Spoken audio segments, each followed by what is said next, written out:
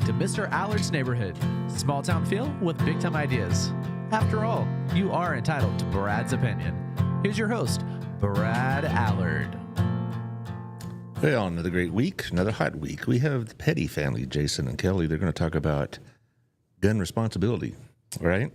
And, because you had an episode in your life that was pretty frightening, and I think we need to talk about that.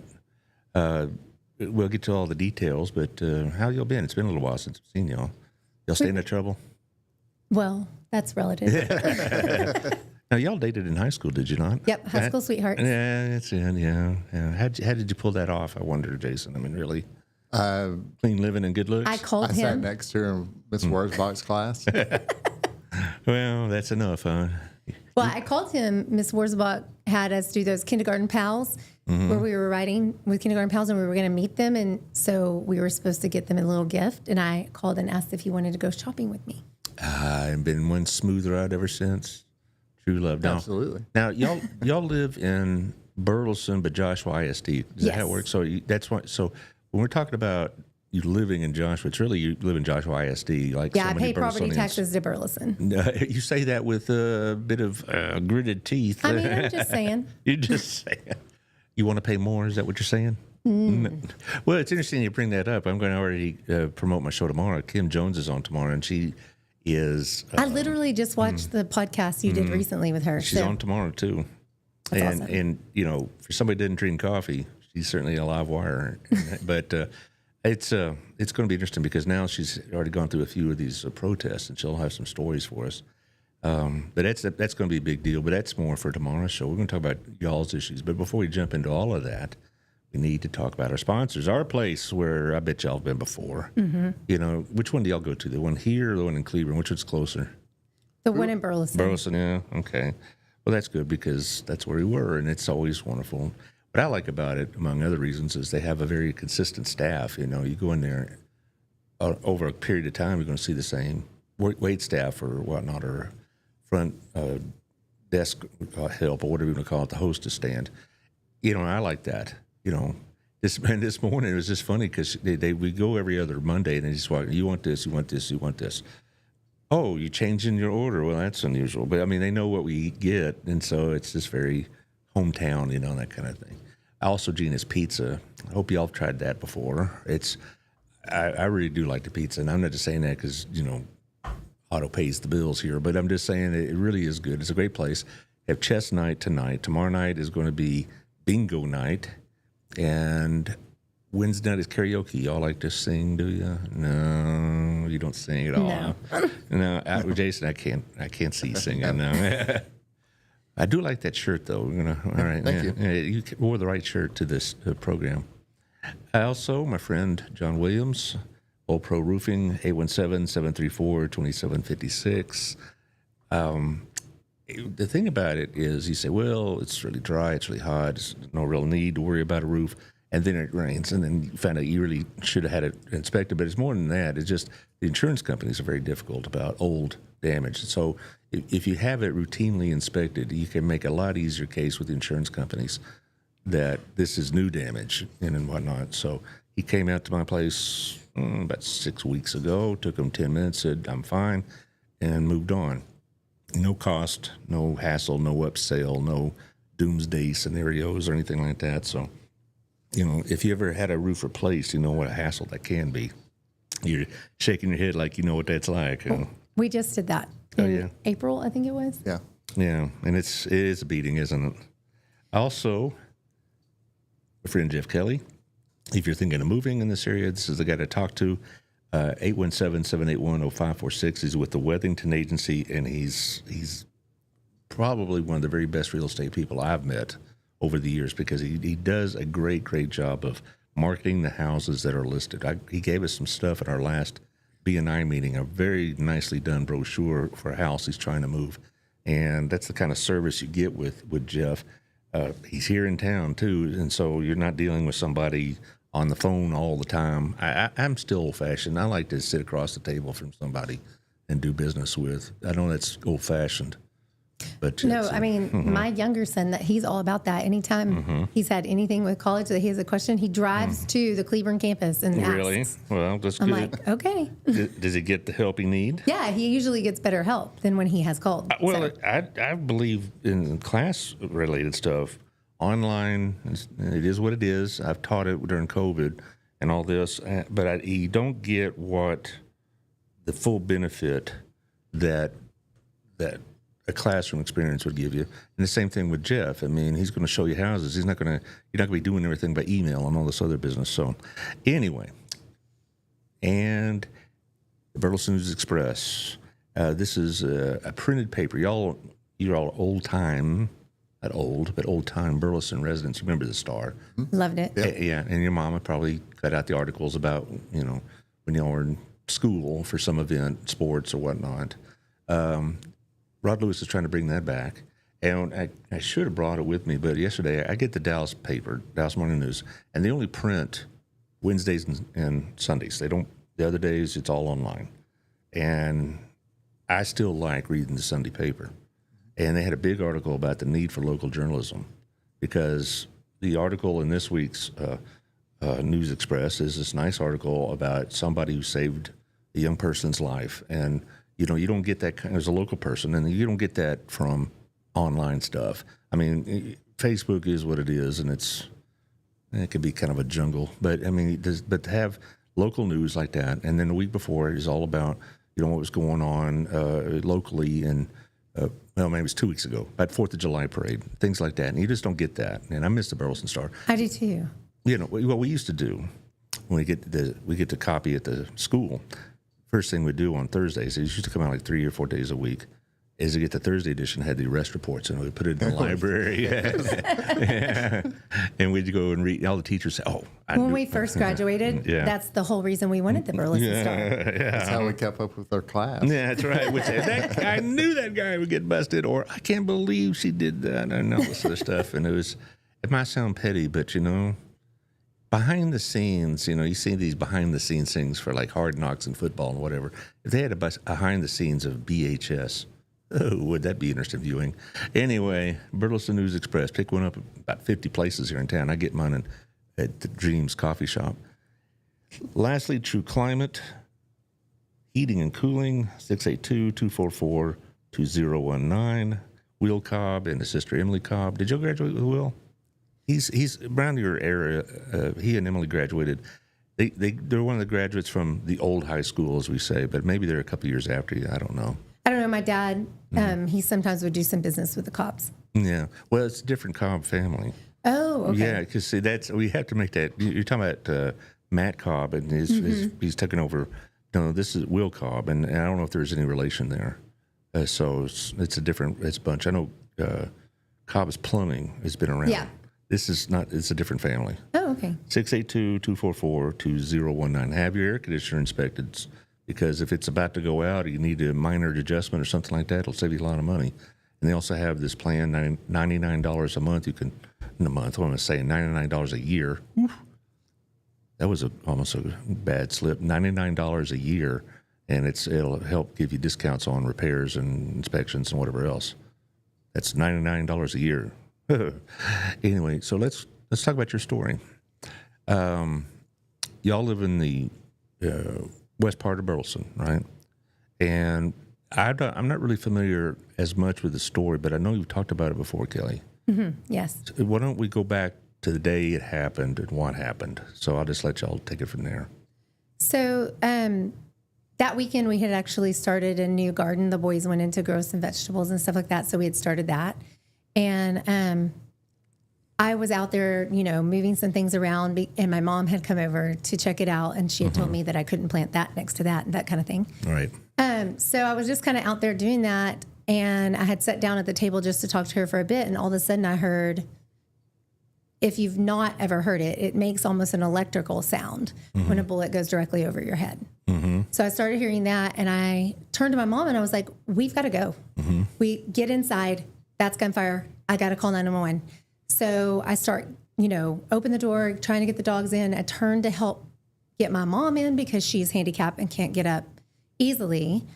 And right when I turned to help her, I was struck in the hip with a 243, which is a hunting rifle. They were specifically using a Texas Edition antelope bullet. And at that point, I don't even know how my mom got inside, some kind of intervention, but I was able to walk in. I was able to call 911 myself because, ironically, I was also testing. I'm an avid gun owner and can still carry, and I was testing a new holster that day. So I happened to have my phone right in the pocket of my holster. And I called 911.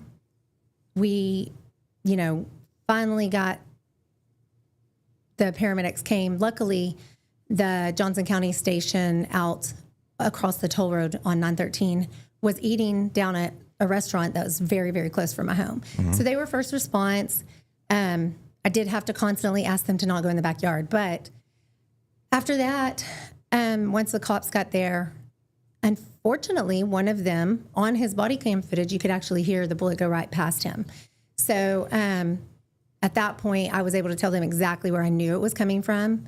They were able to go and they were able to stop the shooting. So essentially, someone was target shooting without a backstop. And that is a big focus of what I'm trying to spread awareness about. Proper gun shooting. Because you're legally allowed to shoot on your property. I have no qualms with that. If you're over 10 acres, that's not against the law. But there were multiple laws broken in the day of my incident. Do you live on 10 acres? No, we live in the city limits. Right. And we live on a city lot. Right. And one of the laws that was broken is they were shooting from a county into a municipality, which is against the law in the city of Texas, in the state of Texas. They also shot across a public roadway. So this wasn't like next door. It was a long distance thing I was going shot on. at 500 yards. The bullet and rifle that they were using is lethal up to 1.5 miles, but I was hit at 500 yards. Well, then I assume they took you to the hospital. Yes. And how long were you there? I was there 3 days. Thankfully, it wasn't as serious as it could have been. At first, they were thinking about life flight because my leg had turned blue, but it was the angle at that I was setting. So they ended up just transporting me in a regular ambulance.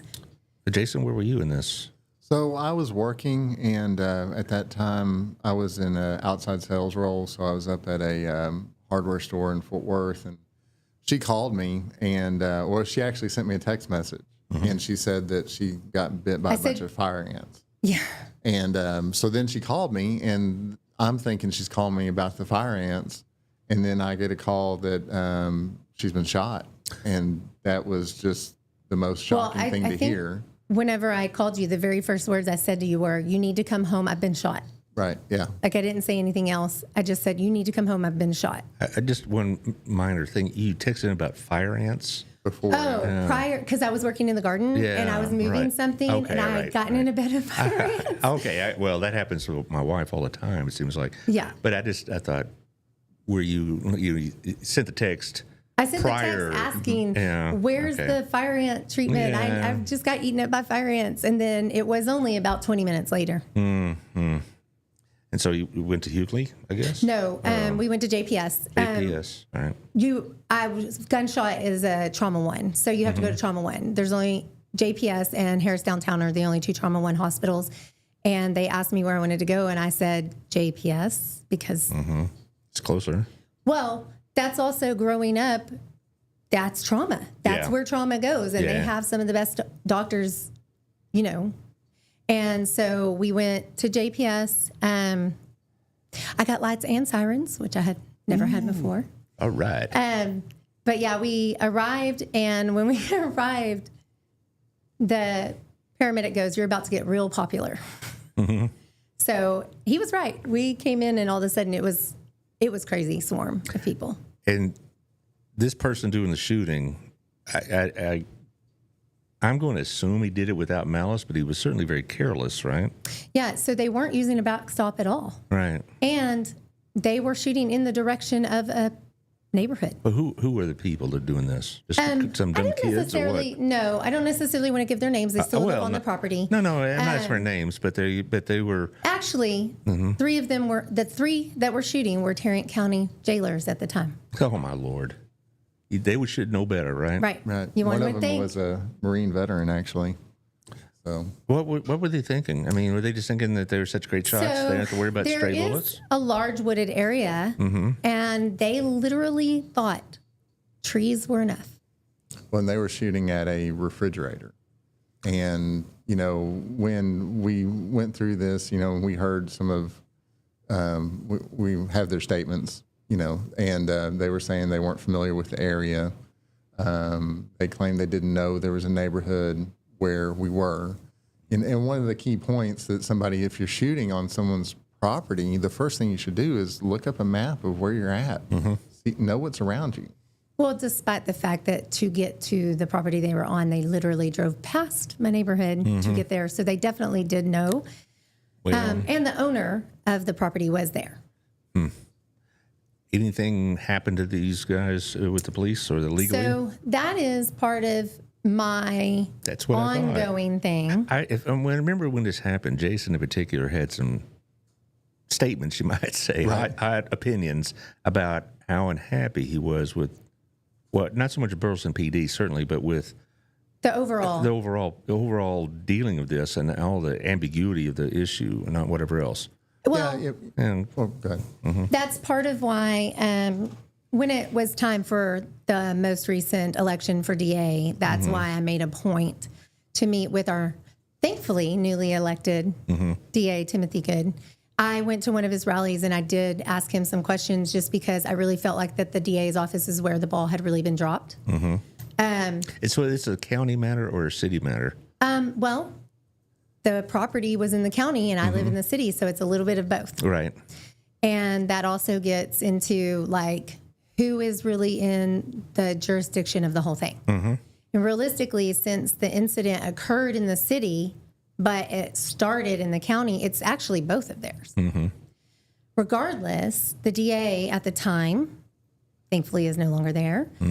I even begged him to please remove me from the equation because there were 3 other laws broken in the process of me being shot, despite the fact that it entered my body. So there were 3 other laws that, as a gun owner, I know you just can't do. That's against the law. And he didn't choose to do anything based on any of them. Well, to be frank, I heard more than one complaint about a former DA about lack of prosecutions in various areas. Yes. And I had Mr. Good on the show when he was running against Mr. Hanna, and that's when all these stories I wasn't aware because I haven't dealt with the DA, and all these stories were coming out about just very lax prosecution of what they consider to be non-serious crimes. But I can't imagine somebody being shot as a non-serious crime.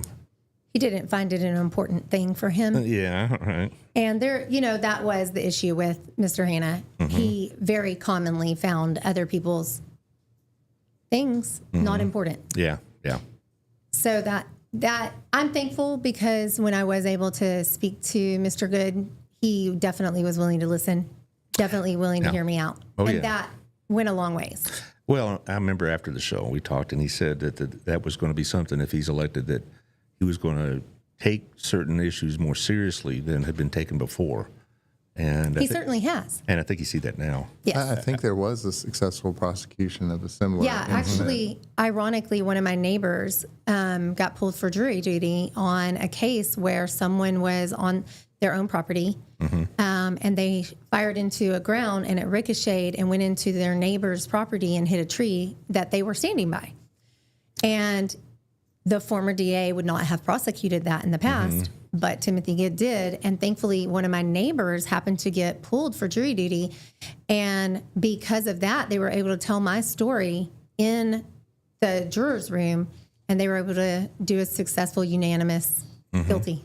So these 3 gentlemen that were arrested, I guess. No. No, weren't arrested. Nope. Okay, that's the point then, I guess. They weren't even arrested. Right. Nope. Nothing really happened to them, right? That we had to do it civilly. Did you do that? Yes. Right, yes. Okay, and to get satisfaction there? Not really. Yeah, okay, that's great. Yeah, it's wonderful. It's honestly, my lawyer was very, very willing to go as far as he absolutely needed to. He was willing to even do an actual court case, but it had drug on for a while. And when it came to a conclusion, I was exhausted from the whole scenario. What was the excuse that these alleged perpetrators, let's use alleged because I don't feel like going to court myself, Right. but these alleged perpetrators, what did they say about how this happened? They just were shooting and it's your fault you got in the way? They were just target shooting, and they just claimed that they didn't know how close they were to the neighborhood, which is not true. Any map would show them that. But they also totally thought that the trees in the refrigerator were going to stop that. They are slightly up on an elevated surface. And so the way that it kind of came down towards me. But it is actually, I'm thankful that there were 3 fences that went through before it hit me. Wow, these guys must have been using some pretty high-powered stuff. Well, 243, and it was an antelope round. Yeah. Is specifically a Texas edition PowerPoint, and it's meant to take down deer and antelope at about 1,000 to 1,500 yards. So, and I was shot at 500 yards. So, How long did it take for you to recover? So I was in the hospital for 3 days, and then they released me, and I did have to sleep in a recliner for about 6 months because I just couldn't Oh my! lay flat or do anything like that. But the harder part, a lot of people, this is kind of off, but a lot of people were concerned I would have PTSD or whatever. I don't. Clearly, I have no qualms about that. But I didn't need to worry about that because I was going home to the same place it happened. I had to step outside my back door where I was standing when it happened. And I feel like, just having to do those small things helped me be able to be like, you know what, this is a horrible thing that happened, but it's definitely something that I think I was the right person because I'm willing to talk about it and educate. It just sounds incredibly careless. I live out in the country a little bit. It is incredibly careless. And that's what I always, to me, a lot of people will conflate gun safety with what I'm discussing, and I'm not discussing that. I'm discussing gun negligence and shooter safety because that is a very big difference. Well, you said earlier that you are gun owners. Yes. I am as well for home protection. I don't go hunting. I just use it for home because I'm out in the county a little bit. I live right outside the city limits, but I have to rely on the sheriff's department. And you hear shots going off all the time in our area, but we have some pretty good-sized properties. And it was interesting because my wife yesterday says, who's going to be on the show tomorrow? She has a casual interest in the show. And I was telling her about the story. I said, we hear this all the time. How come, why is this allowed? Well, one key point is that shortly after Keli was shot, probably within a few weeks, we had another incident in the neighborhood on the other side of the neighborhood where a neighbor that lived right next door to the neighborhood was shooting a .22 at knockdown targets. And they were ricocheting off the targets. We had a neighbor who's he's a veteran. He was a medic in Iraq and Afghanistan. And he posted that he heard a round go over his head. And he went over there to address it with the neighbors directly. We had the cops come out. It was a big incident, and this was just a couple weeks after she got hit. Well, I have never really worried about it because this gunfire out here in my neighborhood, so to speak, I know that, there's a lot of these homes have like 10, 20 acres and whatever else. But, and we live in a place that probably would not be in the line of fire, but I guess it brings home the possibility. Well, of that happening. and that's part of the huge thing. I think the biggest people don't understand what a proper backstop is. And that's a big deal because I do know that there are definitely, the NRA puts out all these expectations on building a proper backstop. If you're going to be shooting a handgun, it's between the height of it should be between 12 and 15 feet, I believe. And if it's going to be a rifle round, it needs to be 20 to 25 feet. For that backstop. Also, the slope of the backstop itself plays a part because if the slope isn't built correctly, it'll ricochet the wrong way. Well, I have done some practice shooting, but I do it in a gun range. Right? There's a pretty good one, here in town, and also there's another one in Benbrook I've been to. Yes. And I really have no desire to practice my mediocre gunmanship in any other place in a secure environment where, you know, you have experts to kind of help you out with that. I wouldn't just go out in the woods and start shooting. The biggest thing is when it happened, it was very frustrating whenever we did start putting out with the city and the BPD. It's a campaign called Your Bullet, Your Responsibility. I was going to go into that. You've been kind of an advocate for this, haven't you, in public? So Colin Gregory, which I think he's been on your show as Several well. times, yeah. Yeah, love him. Well, you know he's recovering. Yes, Right. which actually is one of the reasons Jason decided to reach out to you, because we were in the process of restarting up the campaign again, because there was another incident recently in my neighborhood where a bullet went through someone's window. Oh, good heavens. So- Sounds like you live in downtown Chicago or something. Right, and I live right here in beautiful Burleson, Beautiful Texas. Burleson. But so that obviously raised number one. I'm not gonna lie, I did feel guilty when it happened, because I know that seems weird. Well, yeah, why? Because you stood in the way of a bullet? Oh, No, well, how dare you? I felt guilty when it happened to my neighbor recently, because we had done some things with the campaign. I had done some town halls.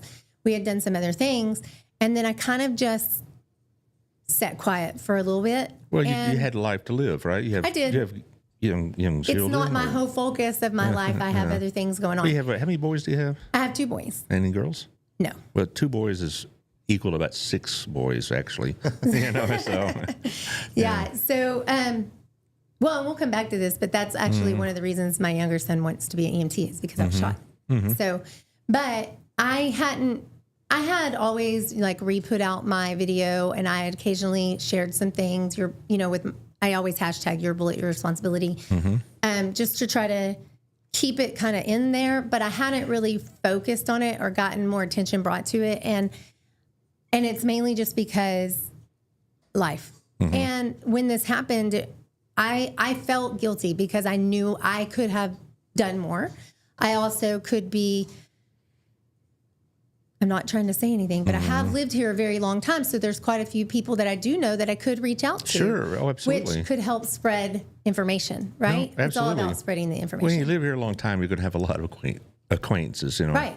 It's amazing, kind of on a side note, because y'all were in schools like all your class, and your general age group is like, I can't wait to get the heck out of Burleson, but there's so many that move back afterwards. So Right, you know, exactly. So, but anyway, that's another deal. But your bullet, your responsibility. It's not just. It's a program, right? I mean, you have like a presentation. So Colin came out, we did a video explaining exactly what happened to me. He was able to put an overlay of where my house is in relation to where the shooting occurred, and was able to draw a map of exactly how far that bullet could have impacted somebody and killed them, which was well beyond where I was hit. We put a lot of information as far as, making sure that there's proper backstops, making sure that we know not just how far your bullet can go, but what is beyond your backstop if you're using one. And if you miss, what could that impact? Because that's a big deal. But see, you're not actually advocating a change in law, because it's already against the law what happened. All of the laws. So they shot into a municipality. They also shot across a public roadway, and they were 500 yards from a school. Because Oh my! Which school? Joshua, the ag building Oh yeah. is at the intersection where their property is versus my neighborhood. It's at the intersection of that. And then also the middle school's practice field. If you're standing at my back door, you can see their goalposts for their practice field. Yeah. So that practice field is the exact same distance as my backyard. And my children then later had said that there were a number of times where on the practice field they had hit the deck. Oh, for God's sake, that's craziness. How old were your kids when this happened? So William was in the 4th grade. William was in, Samuel was would have in, been 14 and 12. yeah, okay, because one of them was at the middle school and the other one was at Caddo Elementary still. That's what time of year did this happen? It happened a week before my birthday. It happened in April. Okay. So Yeah, that was my birthday present that year. You could have done without that one. I could have. But see, the thing about you talk about gun safety and all this, there are rules that be followed, and that's one reason, among others, I only shoot at a gun range. Right.